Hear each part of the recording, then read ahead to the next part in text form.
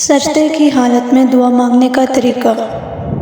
سجدے میں بندہ اللہ تعالیٰ سے بہت زیادہ قریب ہو جاتا ہے، تو ہم سب کے لیے یہ ایک بہترین موقع ہے کہ ہم اللہ تعالیٰ سے دعا کر سکتے ہیں، اپنی ضروریات مانگ سکتے ہیں۔ حدیث میں آتا ہے کہ بندہ اپنے رب سے سب سے زیادہ قریب سجدے کی حالت میں ہوتا ہے، تو ایک تو نماز کی حالت میں ہے، دوسرا پیشانی اللہ کی بارگاہ میں ٹکی ہوئی ہے، تو اس وقت جو بھی آپ اللہ سے مانگو گے تو انشاءاللہ ضرور قبول ہوگی۔ بہت سارے لوگوں کو یہ نہیں معلوم کہ سجدے میں بھی دعا مانگی جا سکتی ہے، لیکن میں آپ کو بتا دوں کہ آپ سجدے میں بھی دعا مانگ سکتے ہیں۔ میں فرض نمازوں کی سجدے کی بات نہیں کر رہی ہوں، بلکہ نفل نمازوں میں ہم اللہ تبارک و تعالیٰ سے دعا مانگ سکتے ہیں۔ آپ اللہ سے تعلق بڑھا سکتے ہو۔ اب دعا کیسے مانگتے ہیں؟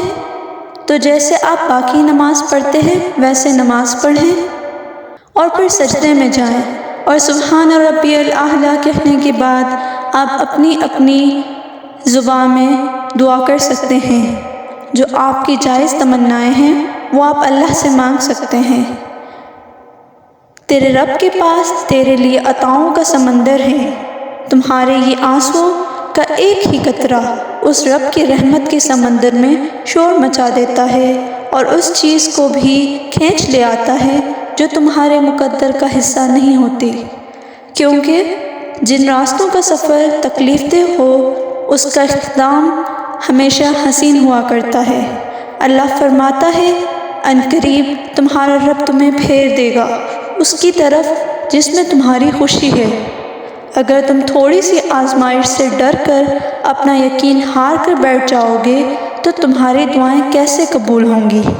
قبولیت کا ایک اصول ہے، صبر رکھو، دعا کرو اور معجزوں کو پالو۔ بہت سے لوگوں کو یہ بات معلوم نہیں ہے کہ سجدے میں بھی دعا کر سکتے ہیں۔